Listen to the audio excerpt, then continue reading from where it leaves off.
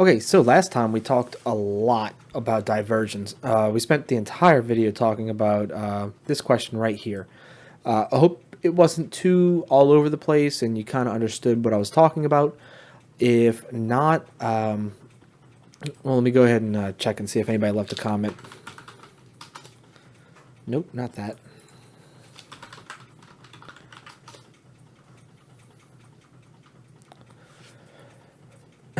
So today we're just going to go ahead and finish answering your questions that you asked me about the deltas video. Tomorrow I'll go ahead and post a video about the next part of the unit.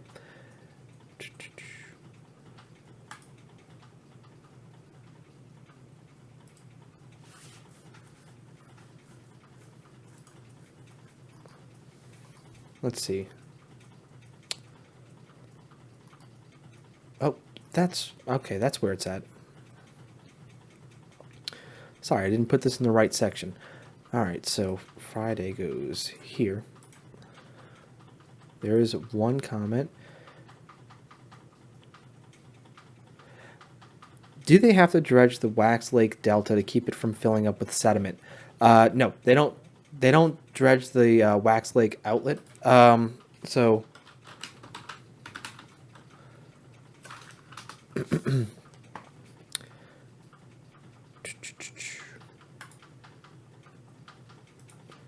all right. Try and get this open in a new tab. And I'll try and answer this question really quick. So this they don't dredge it. If they dredge anything, they might dredge here a little bit to make sure there's no sediment building up at the southern end of the lake. But they're not dredging this canal really, not that I know of, because there's plenty enough velocity to keep the sediment suspended to bring it out here.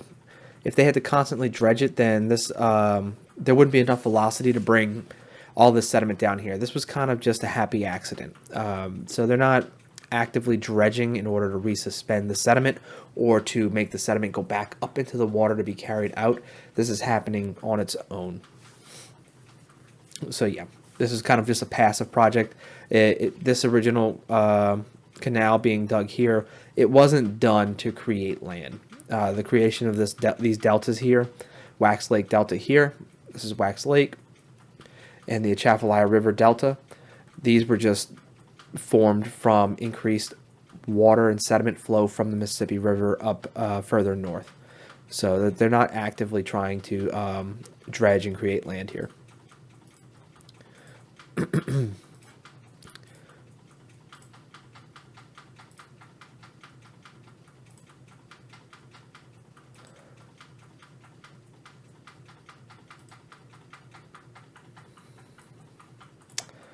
All right, you don't have to comment NA on the comments.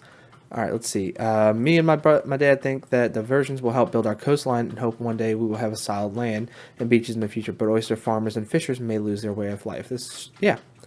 So yeah, the plan is. Let me see if I can find the actual master plan for Louisiana.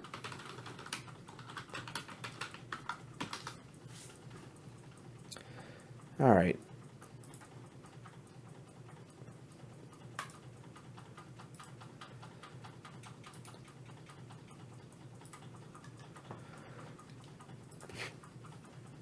All right, so here's the master plan map. So the diversions are just one thing that Louisiana is looking at doing in order to build more land. Diversions alone are good naturally if it's just the coastline. We're trying to do something more than what would naturally happen because we're trying to make up for lost land. If the river were to just keep doing its thing and then switch over here, then maybe if the river switched to this area right here, we'd have more land growth here. Or if it switched over here, we'd have more land growth here. But just having the river flow how it would naturally flow, a diversion by itself is not enough. So there are some other things that are being done to help build our coastline. We have structural protections, which isn't about building coastline, but keeping coastline from eroding away and trying to, mainly it's to protect buildings. It's to protect these communities. So you see wherever we have these pink structural protections, that indicates things like levees and locks and flood walls. And if you look at New Orleans, it's talking about all this levee reinforcement. If you look at down here in La Rose and Chauvin, Dulac, and all these coastal communities, it's all kinds of levees that are being built to help protect communities that weren't previously protected. So non-structural risk reduction. That's basically what non-structural risk reduction is saying that there's new codes for houses and buildings that are being built, or buildings that already exist may have to be raised off the ground a certain amount of feet. It's just a preventative way to keep things from being destroyed. Oyster Barrier Reef. Okay, so these are projects that, let's see, there might be some over here. We're looking for purple.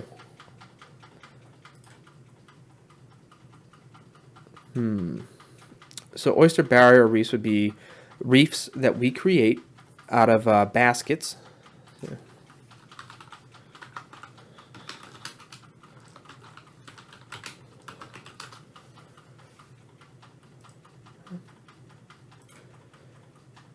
Let's see. See if I can find these baskets that Coastal Protection and Restoration Authority, or CPRA, are building. So that's not it. That is, yeah, Living Shoreline Project. So Living Shoreline Project is creating artificial oyster reefs where they are putting oysters in a basket, like a metal wire cage, or these kind of dome-like structures, and they're building new reefs out of it. And the thought process behind it is, if we build these reefs right off the edge, I just realized I've got my camera blocking that.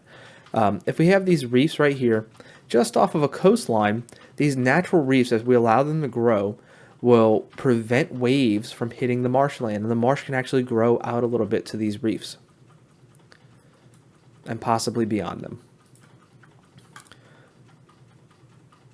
Ridge restoration. All right, so this is stuff like, let's see, kind of a light brown, right? Yeah. So ridge restoration just says we are restoring the natural ridge on the edges of certain coastlines. As water floods land in the marsh, it leaves behind sediment. And we'll pull up paint for this.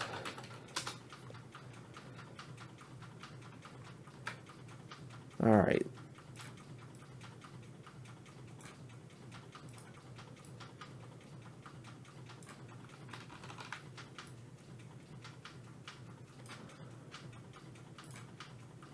All right, so let's say we have a little canal or a bayou running through a piece of coast, through the coastline, all right, or through the coastal marshes. So you have some grass here. They have some grass over here. So what happens when the water floods? We have an increased amount of water, even at tide, just high tide. So when there's a high tide or a storm event or winds pushing water up or changing current, whatever it happens to be that raises the water level, but every day it happens with the tidal cycle. And when the tides rise, the water rises.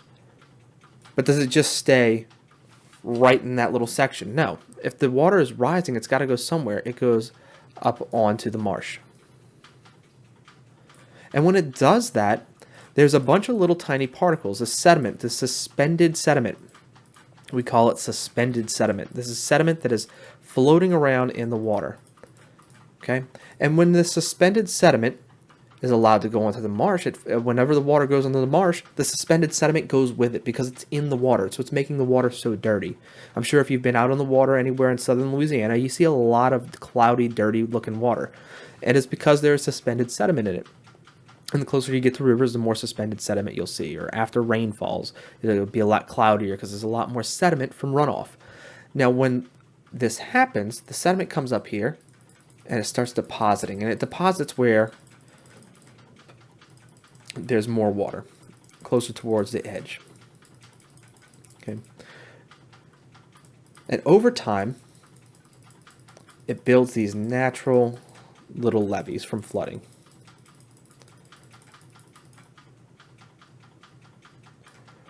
So these ridges, these natural ridges or berms, start to form near the edges. So when we're at a low tide, zoom all, get rid of that. Oh, well, I guess I can't get rid of all of it. So I'll just put that back and I'll make a quick new one. So when we're down at regular low tide, now we have little berms here, little natural berms. So ridge restoration, we're trying to rebuild these ridges that have been eroded away. And on these ridges, this tends to be where you see things like black mangrove and some of our hardier plant life, and plants that maybe have some better root systems to help hold sediment in and prevent erosion. Shoreline protection, this is just different barrier things to help, barriers and things like that to help protect shorelines. Barrier island restoration, plenty of barrier island projects being done. Barrier islands are important because we talk about how vulnerable they are to storms and things like that, but one of the things they do is they help protect this mainland from storms by stopping waves and reducing the amount of wave height that hits into the marshes and the amount of energy that makes its way into the marshes. So if we can reduce the amount of waves that hit marshes and cause erosion, then sediment diversions will actually have a better chance at keeping that sediment in there. That sediment that it's producing and pushing into the marshes will actually stay there longer if we don't have high energy waves eroding them away. Marsh creation projects where they're actually building marsh. So anywhere where you see these green splotches, they're building marshes there. Hydrologic restoration, that's like the Canaveral diversion, stuff like that, where we are restoring the natural flow of water to these areas where we maybe are increasing the amount of fresh water. Areas of opportunities are things that we could be working on, are where we're seeing positive growth. Let's see if we can. Here are some of our sediment diversions that are projected or possibly going to happen. And one of the things that they're looking at is 1, 2, 3, 4, 5, 6, 7, 8, 9 right here. There is one here. These are the Barataria diversions. And they're not just picking random spots, they're picking places where these diversions have naturally occurred on the river. You can actually see historical images that show naturally that the river created its own diversions to help fill sediment in all these areas. And I mean, it didn't create the diversions to fill sediment, but that was what happened. It creates what's called an avulsion, where the river changes course for a little bit. But there were natural diversions that actually sent sediment to these areas of the marshes. And these are some of the historical spots. Okay, so yeah, there's a bunch of different things that go into repairing our marsh besides or saving our coastline besides sediment diversions. But diversions are a big part of it because that's where our new sediment's coming from. People that are against it say that the better way to create marsh is to do these marsh creation projects, where actually take dredged up sediment and build new islands and build new marshes and plant marsh grass and everything. And that's a very good idea in conjunction or together with other projects. You can't do one of these projects on their own and hope it solves all of our problems. You need to have all these different things together in order to have a successful project in our coastline. If we just made marsh creation projects and we didn't do sediment diversions, there's a reason that marsh wasn't there before. It was eroded away. So what's going to happen is, if we don't do anything else besides marsh creation projects, we're going to have to keep doing marsh creation projects because it eroded away for a reason. So we need to address the reason that it eroded away rather than just keep on dumping money and resources and time into just building land just to see it get eroded away. So you need to fix the problem. But if you fix the problem and you resupply sediment, you stop high energy waves from eroding things away, and you also are creating marsh. All of that starts to move into a positive future. You're starting to have more marsh growth. This kind of starts it off. This keeps it going, and this prevents erosion. This prevents erosion. This helps prevent erosion. So it's not just one thing. It's a lot of different things going into protecting our coastline and making it better. Okay, that was it for those questions on diversions. Are there any coasts that are completely destroyed or near destruction? I had kind of a hard time looking this up. We're not the first coast or delta, so historically, over hundreds of thousands of years, yes, there are historical deltas, aside from Louisiana, that have been eroded away, and then new deltas have formed and been eroded away. We're not the first. This isn't the first time this has happened in history. We are seeing the most amount of damage in the world at the present time. There are no deltas that have just completely eroded away that I know of at this current cycle.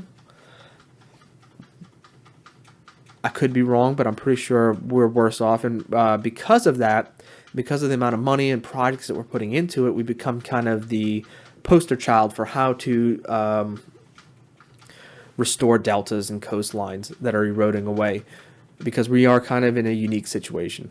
There are other deltas that are having erosion problems and coastal restoration efforts, but not on the large scale that we are. So we're kind of like, if you ever heard the term canary in the coal mine, where you send a canary down a coal mine to make sure there's air. If it comes back, then you're good to go down. We're kind of like the guinea pig. There you go. We're the guinea pig. We're testing all these things, see what works, see what doesn't work, and other parts of the world that are having these same kind of issues are going to follow suit if it works. And they'll also learn from our mistakes. How many different types of deltas are there? We talked about the different types of deltas already in one of the videos. Where are we at? There's three main types. So when I say main types, it's just three main types. So we have our river, wave, and tide dominated, but there's all kinds of different little spaces in between, different little stops you can make. So you could say something's 100% wave dominated, but you can also say something is wave dominated, but it shows signs of tidal dominated areas. Like the South Francisco is mostly wave dominated, but it has some tidal influences that shape it. And then in between them, the Copper Delta, where it's shaped by wave action. It's a pretty smooth and straight coastline, but it also has these lobe-like islands. So, I mean, it's a spectrum, meaning it can land anywhere on this little triangle. It can even be right here in the middle, where it is 33.3% river dominated, 33.3% wave dominated, and 33.3% tidal dominated, to where it's just equally shaped by tides, waves, and rivers. So there's no set number, but the three main types are wave, tide, and river dominated, and that's how we name those different types of deltas. Why don't deltas form at mouth of every river? It needs to be in the right. It needs to have the right types of situation. So like we talked about, it has to have a continental shelf for that sediment to settle on. If there's no continental shelf, it's way too deep. It's not going to settle up and build up in enough time. There's not enough time for it to build up that much. Low tidal range, meaning it doesn't have these huge tides eroding away a lot of the sediment. Waves and currents are mild, so it needs to have low energy waves and very weak or weak-ish currents. Yeah, so low energy shores. Those are the main reasons that we don't have deltas everywhere. So if we look at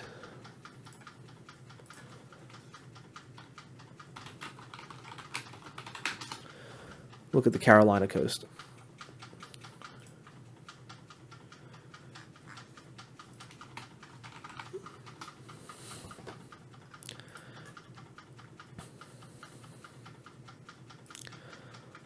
So why don't all these rivers have deltas poking out? Well, we're right here in the Atlantic Ocean, and there is a little bit of a shelf that comes out here, so it's not that it's too deep, but we have a huge ocean that's not enclosed. It's not an enclosed area. We're in South Carolina here. So we have a high energy coast here. We have a lot of wave action that's going to take away all the sediment that's trying to be deposited here. It's either going to be brought back out into the middle of the ocean, it's going to join longshore current and create barriers like in North Carolina, but it's not going to create a delta because there's too much wave action here.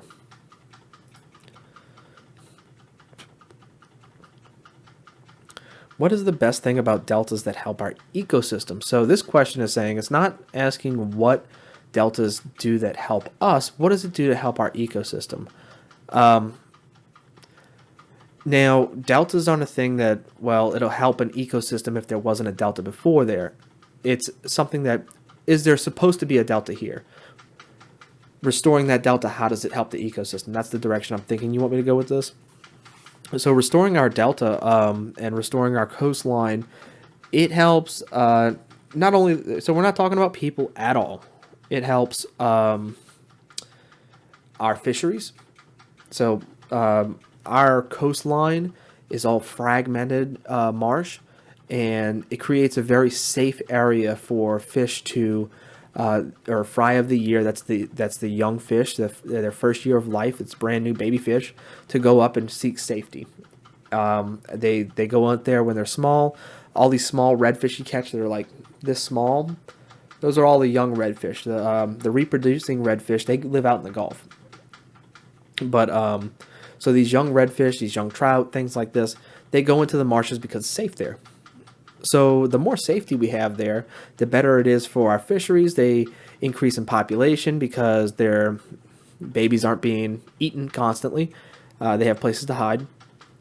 It's good for the plant life of the ecosystem. Those plants give shelter, food, and necessary nutrients for invertebrates. Those invertebrates are important. When they have a good place to live and they can reproduce, they also feed into the food chain and the food web. So they reproduce. They're now food for those fry of the year, those young fish. Those young fish are food for larger fish. So the healthier our coastline is, the better it is for the ecosystem as a whole in our coastline, our coastal system. How are deltas formed? We're going to talk about the deltaic cycle next video because we're already at 22 minutes. How are the continental shelves formed? So continental shelves are part of the tectonic plates.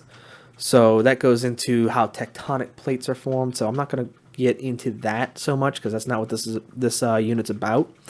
But they're not necessarily formed by coastal processes or anything. All right, what are the main deltas? Just talked about that. More than 3 types, talked about that. One place that didn't have a delta form at the mouth of a river. Yes, we pointed those out on the East Coast. My dad thinks that coastal erosion has become so bad in certain places in Louisiana that it has overwhelmed sediment deposition. That's true. We have lost so much land that waves and tides are washing more land away than is deposited. My dad would like to know what your thoughts are on that. So that's how I'm going to close out this video for the next couple minutes. I will talk about this. So lost so much land, wave washing more land away than it is deposited. So that is, I wish I would have kept the, there we go, pull this map back up.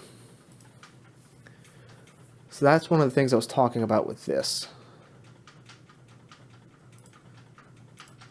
Ugh, that's bad.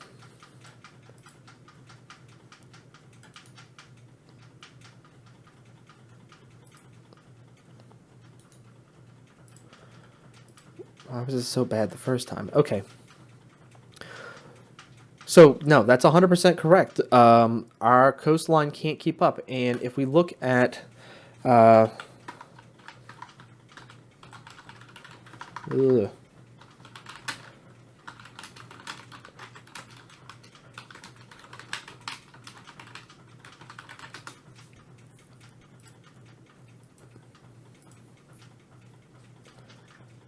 Okay, this map is up in the classroom.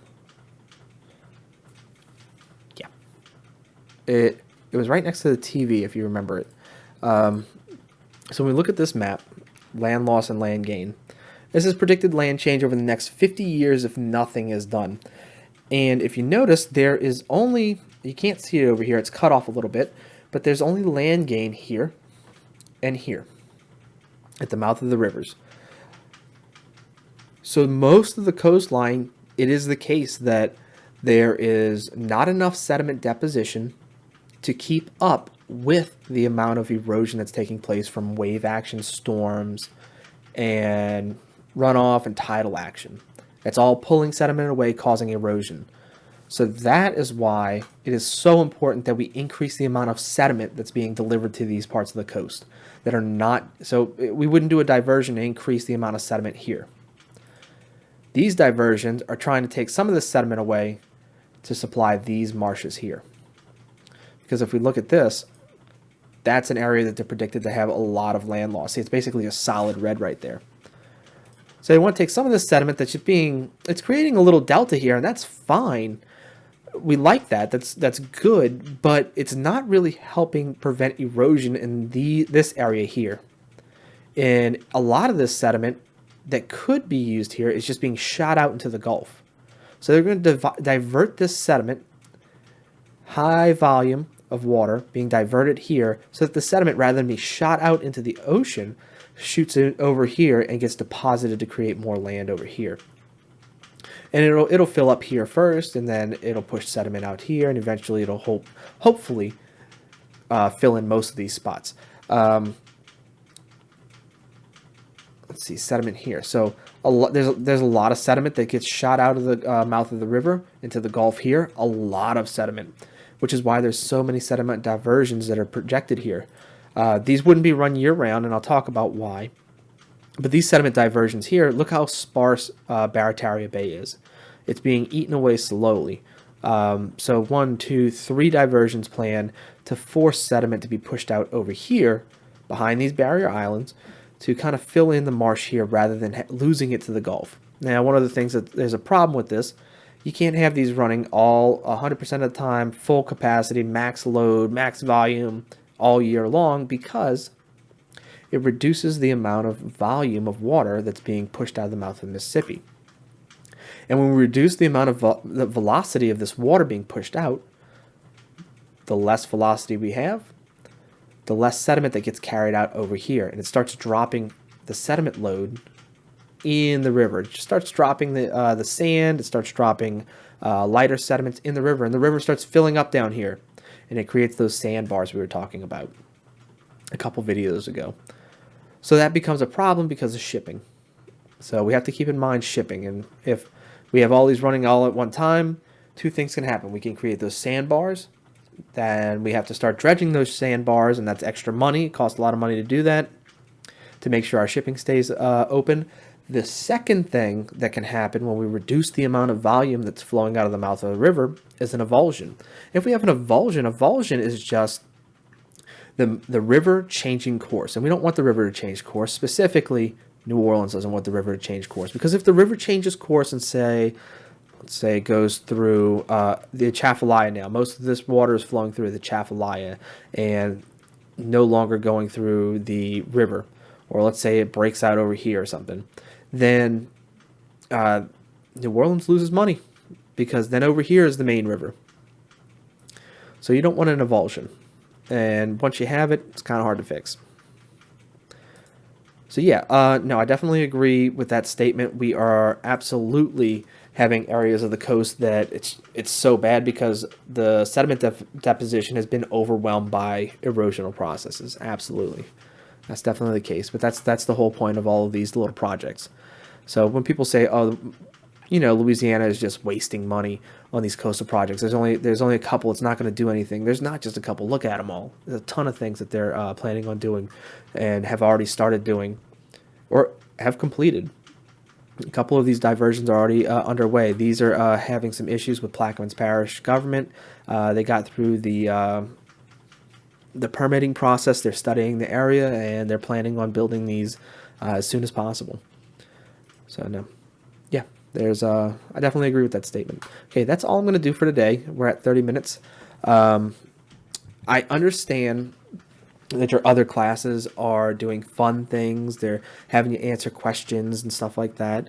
I'm still going to teach you because it's important that you learn about your coastline and where you live and some of the issues that are in Louisiana.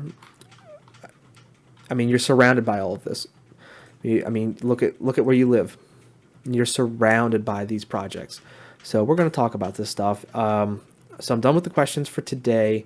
Tomorrow, I'll see about doing a video for estuaries. We'll start on estuaries. And I'll have you, ask me a question if you have a question. If you have any questions about this video, go ahead and leave it in the comments on Google Classroom.